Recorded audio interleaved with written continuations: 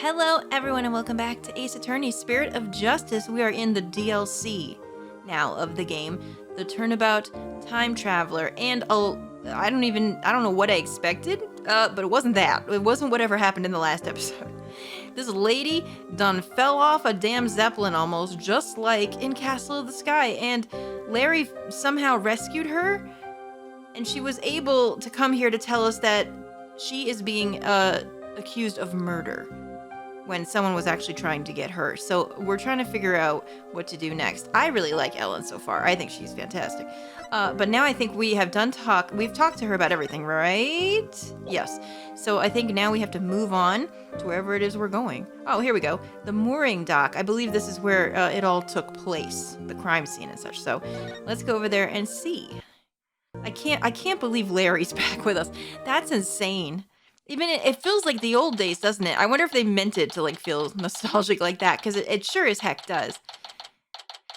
Now I'm assuming Apollo isn't here because it's probably just like generalizing that this is after the events of the game, but they don't say when, so he's just probably not gonna show up because he's busy in Korean. But we've got everyone else, so hopefully we can figure it out. And apparently Larry's going with us, which listen, I don't know if I'm happy about that. So look at that. That's a cool looking Zeppelin, isn't it? So this is Sprocket Park, but where's the reception hall? The reception hall? Oh, that's... Wow, looky there! What? What is it? I just spotted me a cute mamacita. Don't wait up, Nick. Sir. Wow, he got over that fast. Okay, good. Good for you. You run off. You know what? I can handle this myself. I don't need you here, so... Hold on. Where's the reception hall? Sorry, Nick. A man's gotta stop and smell the roses when they appear. Please don't go up to her and smell her. That would be weird. Well, honestly, forget it. That's probably Larry's MO. That fits with him perfectly. What am I talking about? I am an artist after all. Oh, miss! Yoo-hoo! Run, girl, whoever you are. Oh, look at that beagle down there. That's cute. Oh, I thought he was gonna take me to the crime scene. Maybe we can find someone else to help us. Oh well, I'm sure he'll come slinking back when he inevitably gets rejected. True. I'll just take a quick look around until then. Alright. Well, let's examine then. I like the dog. Can I examine the dog first? Oh. What? I can't even examine him. What the shit? Fine, I'll examine this damn thing next to the dog, but it's not the dog. So I'm upset. Wow, that huge airship is moored to just this skinny little tower. To be fair, yeah, they're giant, but in the grand scope, they don't weigh that much because it's like 90% air. I know it's tied down and all, but it still looks like a good breeze could send it flying. Let's not test it. Oh, look, there's a Ferris wheel in the back. Do you see that? Wow, that airship is huge. Oh, I thought I was getting the Ferris wheel. Never mind. Maybe you can't examine that part. Oh, didn't mean to say that out loud. Wow, it's huge. Just shout that out in a in a public area full of people. It's fine. I've only ever seen airships like this up in the sky. I mean, I don't even think I've ever seen a Zeppelin or an airship up close. Whoever has? But I've got to say, they're mighty impressive when you can see them up close like this. Comments, have you ever seen a Zeppelin in person? Like, what? Obviously, I've seen them, like, in football games and stuff. What happened here? It looks like this is all damaged. So this bench hit that sign, huh? Hopefully it didn't hit a person, too. That would be a catastrophe. I guess from now on, whenever I'm walking around outside, I'd better be on the lookout for unidentified flying furniture, too. Right, okay, yeah, that looks like it had a rough trip. What about this map here? Wow, this thing's really banged up. You looking at the sign? They say it got damaged by heavy winds yesterday. A big gust sent that bench flying into it. Well, that's what they're saying anyway. I see. The wind caused that? More like a tornado. Well, I mean, if it's not nailed down, then... The repair guy was saying, don't touch, it's dangerous. I see. Thanks for the heads up. Poor guy. Looks like it was a lot of work. Huh. Oh, you're back. Oh, that didn't take long. Hey, sorry about that. I actually thought you'd be back sooner. Didn't work out, huh? Lay off, man. I wasn't on my game today. So now that you're done, you mind telling me where the reception hall is already? What do you mean? It's right there in front of you. Huh? It's on the ship, surely. Right in front of... Wait, what's that say? Flying Chapel? Okay, to be fair, that's kind of cool. I mean, you mean to tell me... Yeah, Ellie's reception was on the airship.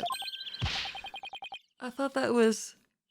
Wasn't that obvious? Oh, well, I guess it was obvious to us because we saw the movie, but maybe she didn't explain that to Phoenix.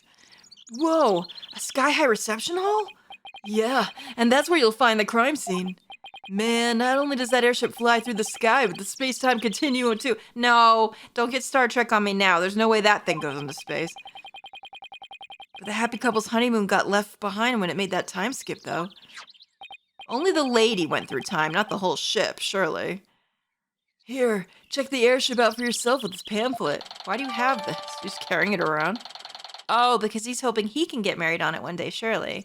Flying Chapel pamphlet. A pamphlet for the Flying Chapel. It includes a brief introduction and diagrams of its layout. Okay. Right. By the way, I figured you could use some backup, so I called in some help for you. Like who? You did? Yeah. Should be here any minute now. Who? Who did he call? Who does he even know? Hello? Oh shit, who's that in a fucking sports car? Hello? Who do we know that drives a sports car? Wait, no, don't tell me. Don't tell me. That red sports car. Larry, don't tell me you called. Hey, you know it, buddy. Where is he? Where is he? I'm gonna shit. I trust you've been well, right? Oh. Is she with him? Ha! Surprise! Now admit it! That was a pretty good Mr. Edgeworth impression, wasn't it? Maya? What are you doing here? Girl, did you ride in with Edgeworth? Did you steal his car? Because I literally thought it's his car. Why would she have access to it? He must be here too. Larry called me up. He said something about it finally being time for him to tie the old knot. But that's funny. I'm pretty sure that he mentioned something about being here with his bride. It's me. The secret's out. Maybe it's you. No, it's not. I would never let her. Oh shit, now you gotta explain that. How you gonna explain this? Maya, I know this is sudden, but please marry me. No, stop. I do not know. I don't allow it. Absolutely not. What? Nick, what's Larry talking about? He was dumped by his bride. Well, by his imaginary bride anyway. Wow. Poor Larry. That's a new low even for him. Oh my, I'm so glad you're here. Is she gonna come with me? Oh my god. I mean, I wanted to see Edgeworth, obviously, because I love seeing him. But Phoenix and Maya together again? This is nostalgia. This is gonna be amazing. But hey, imaginary girlfriends never hurt anyone, right? More power to him. I guess. Well, they kind of hurt people because it's weird. This is Maya Fey. She's been abroad for her training as a spirit medium. But now that her training is over, she's back home here in the States. Yeah, this is definitely after the last events then. That's right, the new and improved Maya Fey is on the scene. Spirit and girl power at the ready. I love Maya so much. God, she's so good. Look at you, Maya, all grown up and as cute as ever. Get out of here. Where's my water bottle? Man, get me some bear mace or something. Oh, you know what? I just realized something. If I ever got married, I'd miss out on all the fun of always meeting someone new. I see you haven't changed a bit, Larry. That's gotta be Edgeworth. I'm calling it. Yeah, what's up, Daddy? How are you, man? I'm glad to see you too. Holy shit. Please, bring on the music. I'm ready. Edgeworth, I figured that car belonged to you. Phoenix, you know that that's his car. Come on. Edgeworth has taste. He loves himself a Nissan Skyline. Come on. They're really hot. I wish I had one, but sadly, they're only Japan. But when did you become Maya's chauffeur? It's nothing like that. I just happened to run into her en route and picked her up. And by run into her, I mean she jumped out in front of my car. I nearly ran her down. That sounds like her. Oh my god, the music. This is Miles Edgeworth. He's a friend of mine, a true daddy, and the district chief's prosecutor. I heard he's been busy lately. Oh, he's prime dead. Prime. So what brings you here? Wait, don't tell me. Larry called you up too? He did. Man, it must be nice. Can you imagine being Larry and being able to summon the chief fucking prosecutor? just whenever you felt like it? Jeez, who knew that he had that much power? However, I have business of my own here at the crime scene. Oh, I see. Okay, so that it matches up. Edgeworth wouldn't just come down for Larry, surely. Business? What kind of business? Yeah, alright, you know what I gotta do first. Look at this badge, Edgeworth. Look at this. It's all shiny. You want to hold it? That way I can get your handprints all over, and then I can keep it for myself. There doesn't seem to be any rust on that badge. But can the same be said of its owner? Well, that's very profound. Of course, I'm practically rust-proof. I think it means you're old. We're all getting old. Listen, it happens. You can't stop the passage of time. Not even you, Edgeworth. Let's hope you stay that way. Yeah, Phoenix, he likes you young and beautiful. Should I give him any of these things? I don't even know. Hey, Edgeworth. Hey, I gotta ask you something. You want to get married with me on the Flying Chapel? You know you do. Please marry me, Edgeworth. A flying wedding chapel. That's a rather romantic venue, isn't it? Yeah. You wanna? Romantic. I never thought I'd hear that word come out of your mouth. Are you feeling okay? Listen, Edgeworth is very romantic. Are you kidding me? Look at the state of his fucking office. He drinks tea. He plays chess. He wears a cravat. Are you kidding me? And he drives a sports car. No, Edgeworth is romantic as hell. You guys just have to know how to look. What? Am I not allowed to think such a thing? No, babe, you are. And let me tell you, if I had $1 for every time I thought that such a thing about you, I would be a rich little lady. That is right. Wait, you're not thinking about finally settling down and getting married, are you? To me. Right, Edgeworth? Why'd you always have to jump to such extreme conclusions? For your information, I have no intention of doing such a thing. What about you, right? Oh, yeah. Is that a proposal? Man, that's probably as close as I'll ever get. No plans here for now, even if I wanted to. Well, at least I found out how Edgeworth feels about marriage. No, I don't know. I think Edgeworth would bow to the right person. I don't know. I think he would. But it would take an awful good person, right? It would take a special person. But he's really married to his work. He's very serious. Not that it has anything to do with the case. No, this has everything to do with the case. Everything. This is important. We're building the lore here, okay? The lore. This is the Phoenix Wright lore, and I'm here for it. This is the Ace Attorney lore. Oh my god. No, I need all the marriage lore in Ace Attorney. I don't care who we're talking about. The incident. Alright, let's get back to work, I guess. Alright. Just so you know, right, I am the lead prosecutor on this case. Oh, thank God. That means at least I get to see you, and at least it's going to be someone competent. Well, I was wondering who they'd have, because surely it wouldn't be Nayuta anymore. What? You? So wait, okay, so guys, just think about it, though. We had the whole game where we went somewhere else, and everything was upside down and weird because we weren't used to any of it. And now it's like we're just back home. In the original setup for Ace Attorney with me, Maya, Edgeworth. Oh my god, this is gonna be so great. It appears we'll be standing on opposite ends of the battlefield this time around. So I'll be up against Edgeworth tomorrow? But I don't get it, Edgeworth. What about this case warrants the personal attention of the district's chief prosecutor? I guess maybe because it's like such a high profile name, right? They said that like they're in charge of, like, it would be like Boeing or something, right? Someone huge. It's a bit complicated to say the least. In what way? Uh-oh. Hopefully they don't have anything on you either, although I don't think Edgeworth would fall for that. The groom is a member of the Sprockets, a family with immense influence. Yeah, it's like I thought. If his bride were to stand trial in court, it would sully the Sprocket name. So they tried to apply some pressure on the prosecutor's office. Pressure to settle it amicably, right? Probably.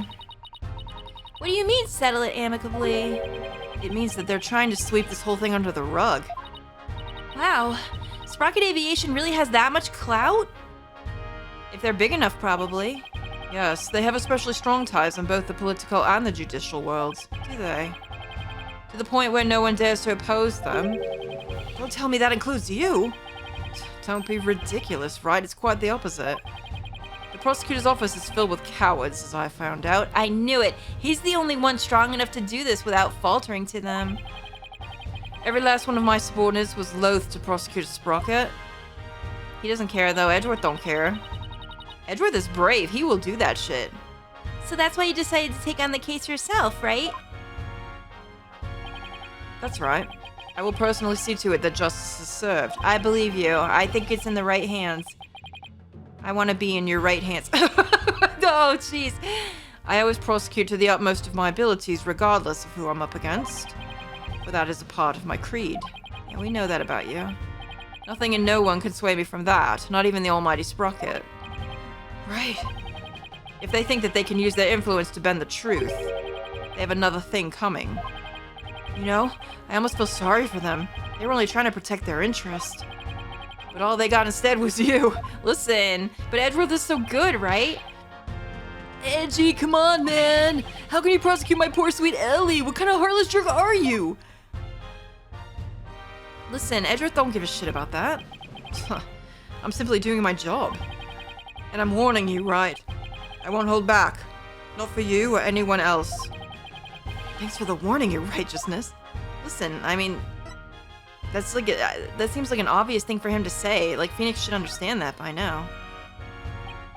So, how's it going, Mr. Chief Prosecutor? Are you busy as always? Of course. Unlike somebody who has too few clients and too much time on his hands. Oh, burn, but true. Huh. Guess that explains why your brow is more furrowed than the last time I saw you. What? Look at that! No, there's not even a mark on it. It's smooth as a baby's ass. What are you talking about, Phoenix? Maybe you should learn to relax a little, Edgeworth. Huh. Nice try, right? But as always, I have no intention of showing anyone any mercy. I know, that's why I love you so much. Including you. As inflexible as ever. Nah, I bet I could get him a little flexible if you know what I'm saying. Besides, I think I've mellowed out a bit with age. Honestly, I think you have too. No, I think that's absolutely true. Think about Edgeworth when we first met him, right? From there till now, man, he's gone through it. I mean, really, just like Phoenix has. So if anything, these furrows should have smoothed out a little bit as well. Maybe he got Botox. Listen, I wouldn't shame you if you did. You look great. Honestly, Edgeworth, are you really that blind to yourself? Alright, I might be a little biased. I love Edgeworth and he can't do any wrong with me. Excuse me? Phoenix, that wasn't nice. He's really self-conscious about those lines, isn't he? A little bit. You know what you need, Edgeworth? You need those frownies. You know those things that you can paste on your head at night and then they take your wrinkles away. You should try it. But I don't see any wrinkles, to be fair. I don't think you need them. Edgeworth, about this incident. Don't forget, right, I'm the prosecutor for this case. Need I remind you that I'm not in the habit of sharing information with my adversaries? No. I guess we are adversaries for now. Yeah, he's not gonna help us, is he? And you, Larry. Oh, me? I'd like you to come with me. Thank God. Take him away. I don't want him. You have a lot to answer for after that little stunt you pulled with the suspect. Get him, Edgeworth. Get him. But Edgy, we're all pals, aren't we? Man, the only thing that's gonna make this better is if Gumshoe shows up. Please. Does he show up? Don't actually answer that because I don't want to be spoiled. But man, I'm fucking hoping he shows up. Now, we already saw Emma, so I think it's probably unlikely. But maybe. I don't know. I'm really hoping. Personal appeals won't work on me, Larry. Now come along. Ah, Nick, help me out. No. Look at how Edgeworth just parks wherever the fuck he feels like. Oh, no, never mind. He's leaving. I was like, man, first of all, that doesn't even look like a parking spot. He just pulled up on the park. He doesn't care. It's like GTA hours in here. Is it just me or is Mr. Edgeworth as relentless as ever? Yeah, I guess some things never change. So much for mellowing out. Listen, he's changed a little. Well, Nick, we better hop to it too. Hop to what? Investigating the crime scene, of course. What else? Finally, Maya's back with me instead of being on trial for every goddamn thing. It's been a long time since you and I teamed up like this. This is gonna be fun. I'm so happy to have her back. I mean, don't get me wrong. I love Athena. And I love everyone else. But man, it's just been so long and I'm so glad. Fun, huh? It has been a long time, though. Since we were last together like this. All right, to the crime scene then. Let's go. Yeah, and away we go. All right. Oh, okay. Oh, wait. I should present you some very important items like this. Your attorney's badge looks so nice and shiny on your lapel. It's so cool, like the mark of a true hero. If I can be a hero to my clients, that's good enough for me. Aw, Phoenix, that's nice. In that case, I'll be the commander that controls the hero from behind the scenes. Wait, are you saying that you've been manipulating me all this time? Go, Robo, right to the crime scene. I guess that makes me a Robo lawyer? I'd watch that. Robo lawyer? Yeah, hell yeah, dude.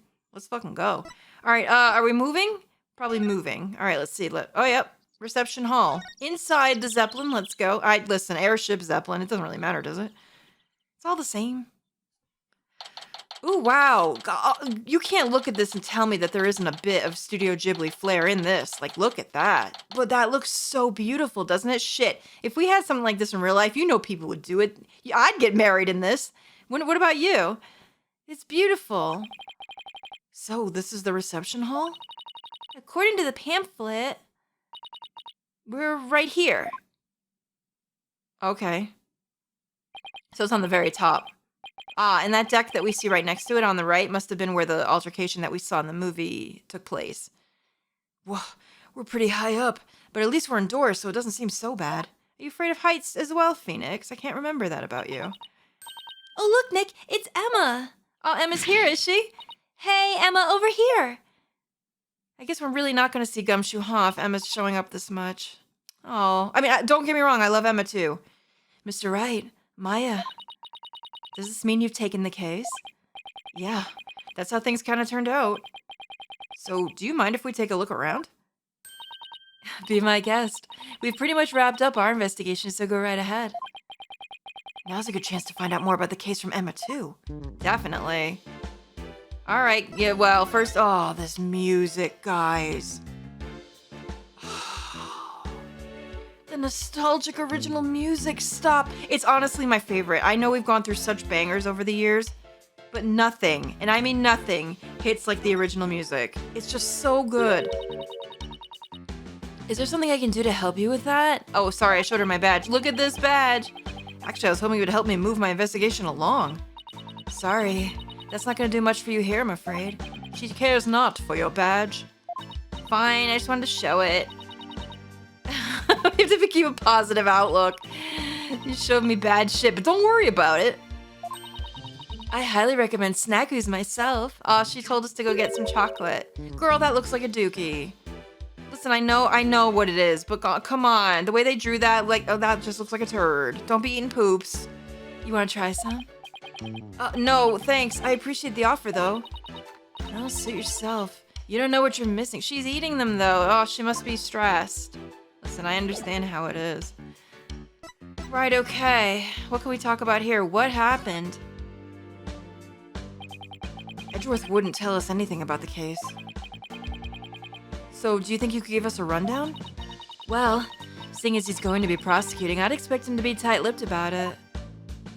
Yeah, I definitely expected it. The incident occurred yesterday, on September 20th.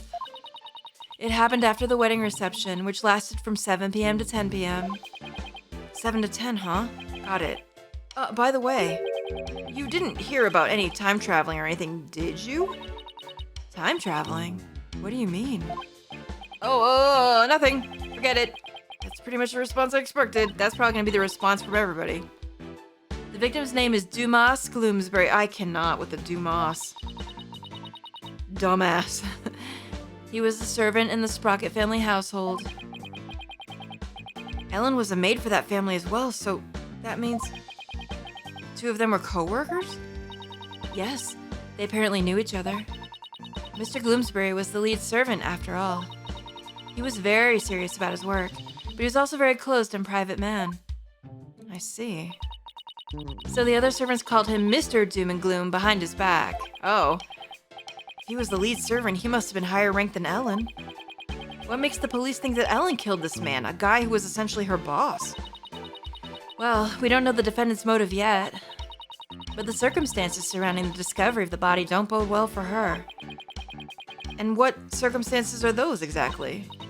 Well, some of her in-laws saw what looked like the immediate aftermath of the murder. The suspect was standing in front of the body with the murder weapon still in her hands. But why would a bride who was just about to start a happy new life kill someone? Did the police have an explanation for that? Yeah, about that. They believe the victim attacked the suspect and was killed when she fought back. Oh. But why did he attack her to begin with? Well, a mere servant girl was going to suddenly be the wife of the future president. Mr. Gloomsbury must have been more than just a little jealous of her. That could be. So this Mr. Doom and Gloom attacked Ellen first? But if she was only trying to protect herself, wouldn't that count as justified self-defense on her part, Nick? It would. There's a good chance she'd be acquitted if we could prove it, but I wonder what Edgeworth will have up his sleeve to counter that. Won't be as easy as that, surely, not with him on the case. Wow, a servant girl marrying the future president of such a huge company. It sounds like a modern-day fairy tale. It sure does. It does, doesn't it? Thing is, not everyone was on board with their union, apparently. Oh, I'm not surprised about that. We're gonna have like a Romeo and Juliet situation here, aren't we? I bet you anything. All right, the murder weapon. Let's talk about that. So what was the murder weapon, Emma? This clock with a secret mechanism built into it. Stop! Really? Another clock with a secret mechanism. They're doing that on purpose. They must be. It was on display here in the reception hall. The suspect was holding it when the murder was discovered. So, the victim was clubbed to death with this? But that's funny. There's no blood on it as far as I can tell. Maybe it was wiped off in an attempt to tamper with the evidence? But there was definitely a luminol reaction. And it matches up with the shape of the injury, so it has to be the murder weapon. What a funny-looking clock. They call it the timekeeper. The idea is that it's a time machine. Oh. Every time the couple sees it, it'll bring them back to the memory of their wedding day. Oh, that's kind of cute, that idea, though. Oh, I like it. A time machine, huh? Come to think of it. Ellen said that her pendant was part of a time machine. I wonder how the secret mechanism in this thing works. Sure, we'll figure it out at some point. Timekeeper, the murder weapon, dubbed the Timekeeper. It's a clock with a secret mechanism. Guarantee you stick that pendant in it somewhere. That's probably what you do. We'll figure that out soon enough, I'm sure. The suspect never had any family or relatives to depend on. So she was working as a live-in maid for the Sprocket family to support herself. So, a maid with no family or fortune was set to marry the president's son, huh? Well... Oh my gosh, sorry, I'm so tired today. I guess it's not surprising that ruffled a feather or two. Yeah, apparently the groom's parents and all of his other relatives were strongly opposed. But that didn't stop the young couple from deciding to go ahead with their wedding. Oh, that's kind of romantic. Love flourishes in the face of adversity. Oh, is that how it works? Yeah. If you ever have any questions about love, just ask me. I'm a qualified expert. What does that mean, girl? Wait, what? What you been doing? I spent all of my spare time in Korean watching soap operas on TV. Oh. Well, I guess this does kind of fit into a soap opera thing, though, doesn't it? I'm not sure that's enough to make you a qualified anything, Maya. No, it's fine. Oh, and by the way, I heard the suspect faced her fair share of harassment, too. And from the sound of it, it got pretty ugly for her.